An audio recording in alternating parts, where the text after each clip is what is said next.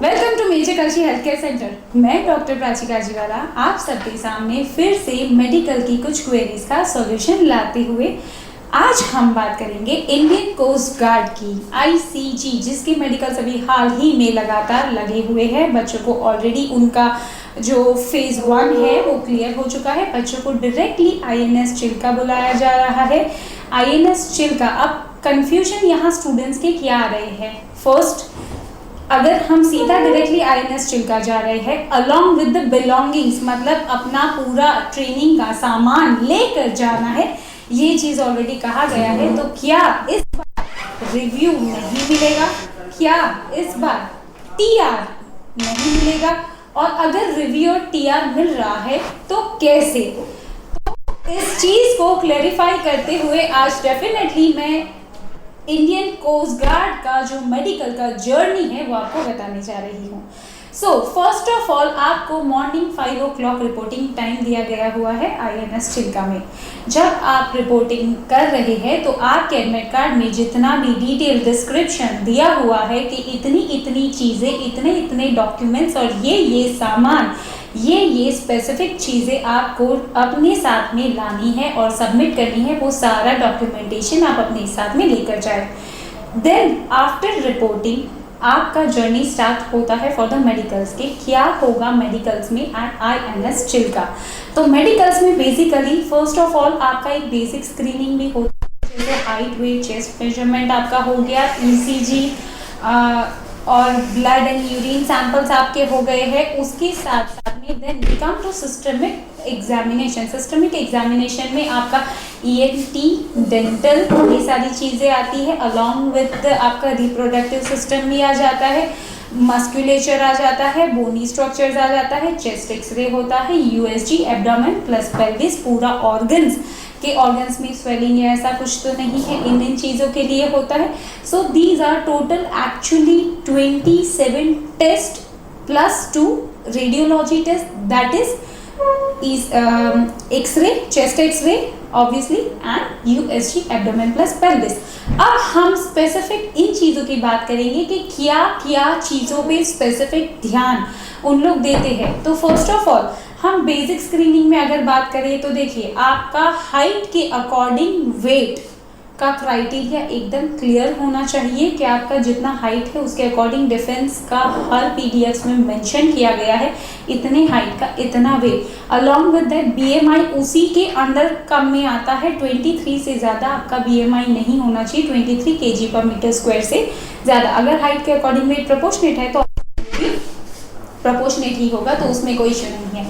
Next हम बात करते हैं आपका ब्लड एंड यूरिन सैंपल्स। तो उसमें कुछ भी आपका प्लस माइनस नहीं, it should be accurate. Haemoglobin तो should be accurate, total blood count, total cells, TLC count, white blood cells, platelets, पूरा बॉडी हाइड्रेटेड होना चाहिए, यूरिन कॉन्सेंट्रेटेड नहीं होना चाहिए, इन्फेक्शन नहीं होना चाहिए, ये सारा चीज़ों का बिल्कुल ध्यान रखना है।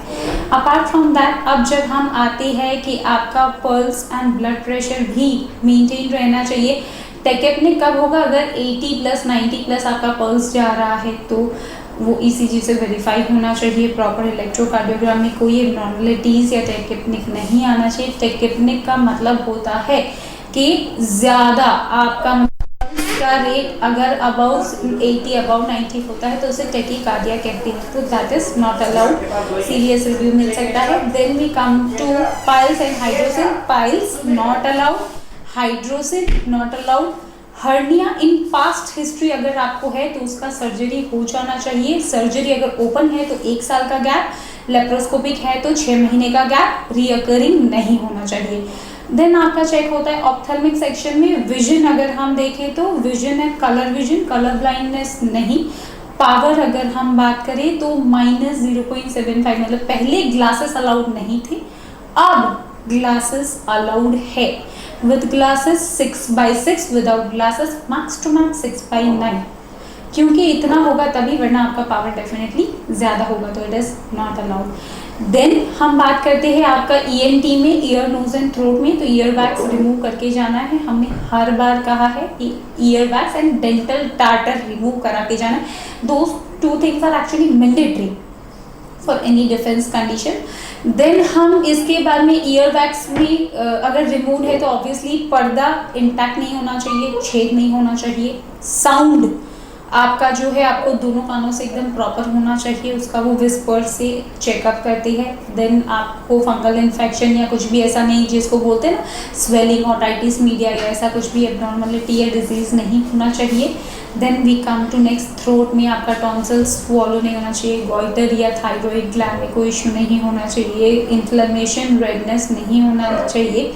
देन आपका अगर हम नेक्स्ट आगे बढ़ते हैं तो डेंटल पॉइंट पे आते हैं। डेंटल को लेके बहुत ज़्यादा कन्फ्यूजन है, इट इज़ वेरी इजी। देखिए कैनाइन टू कैनाइन आगे के जो 6 पैर है ऊपर नीचे के, ओके, कैनाइन टू कैनाइन मतलब 2 कैनाइन 4 इंसिजर, आपके 6 पैर है, 6 में से 4 पैर एकदम प्रॉपर होना चाहिए। और पीछे मोलर्स एंड प्री मोलर्स 5 इधर 5 इधर, 10 में से 8 पैर एकदम प्रॉपर एक्यूरेट होना चाहिए। This is the condition. Capping allowed, filling allowed, root canal allowed, implants allowed, but blank space मतलब खाली दांत, दांत में सड़न लगी थी, दांत निकाल गया है, अब खाली दांत के साथ जाएंगे, not allowed. So you should take care of this things. हाँ, क्रॉस बाइट और ये चीज़ें नॉट अलाउड। ब्रेसेस लगाया है अगर आपने तो you should take care of one thing कि आपको मेडिकल के दौरान अपना ब्रेसेस रिमूव करा के ही जाना होगा। With braces you can not go to any medical. Then we come to आपका एब्डोमेन प्लस पेल्विस में यूएसजी एब्डोमेन पेल्विस, जिसमें हर ऑर्गन मतलब किसी ऑर्गन में इन्फ्लेमेशन तो नहीं है, साइज प्रॉपर है, फंक्शनिंग प्रॉपर है, स्वेलिंग है, ऐसा कुछ नहीं है, यही चीज़ चेक होता है।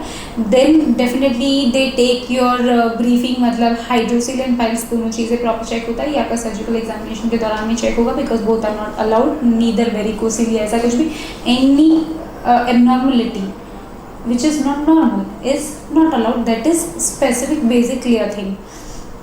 Then if we talk about they also take the past histories के mental breakdowns या feats या ऐसा कोई आपका हिस्ट्री तो नहीं रहा है, any surgical history, तो ओपन सर्जरी है तो 1 साल का गैप होना चाहिए। अगर आपका लैप्रोस्कोपिक है तो 6 मंथ का गैप होना चाहिए। माइनर प्रोसीजर है तो 3 मंथ्स का गैप डेफिनेटली होना चाहिए। DNS deviated nasal septum is not allowed, वो ईएनटी के सेक्शन में चेक होता है। नाक का क्वाड्रेंगुलर कार्टिलेज अगर आपका टेढ़ा है तो इट इज़ नॉट अलाउड। ये सारे पॉइंट्स वो है कि जहाँ आपको टीआर मिलता है। और डेफिनेटली मैं आपको ये चीज़ बताऊंगी आगे कि हम अगर टीआर मिल रहा है तो क्या प्रोसेस होता है इसका।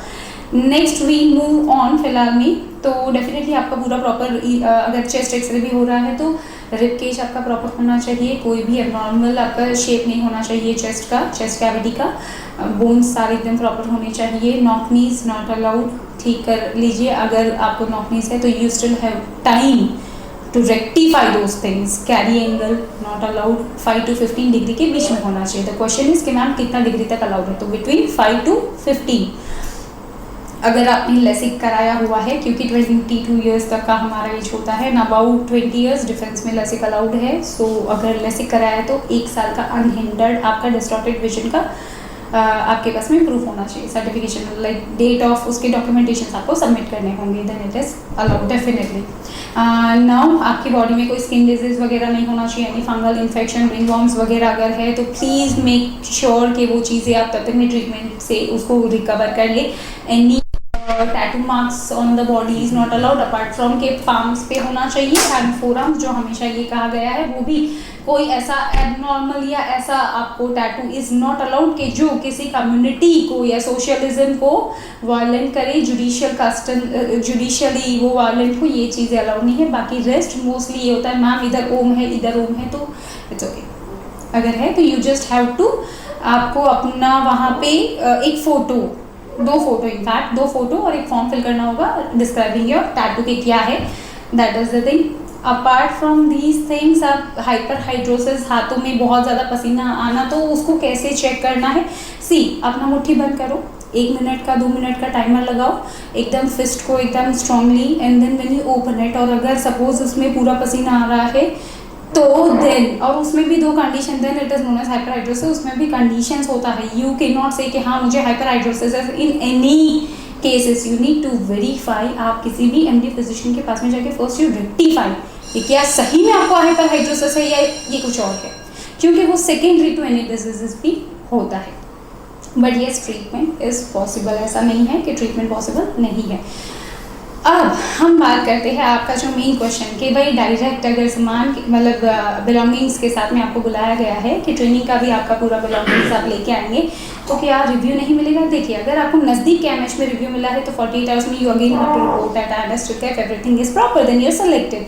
अगर टीआर मिला है और 21 डेज का आपको टीआर इंटरवल मिला है तो देन यू विल रेक्टिफाई जिस पॉइंट पे आपको टीआर मिला है and then you have to report at Visakhapatnam after 21 days. And Visakhapatnam से अगर आपको उन्होंने एग्री किया तो then will move to INS Chilka and then also will be selected. अगर यू हैव ऑलरेडी रेक्टिफाइड, आपने अपनी प्रॉब्लम जो आपको पॉइंट दिया गया है उसको सही ट्रीट करा लिया है, वो हील हो चुका है।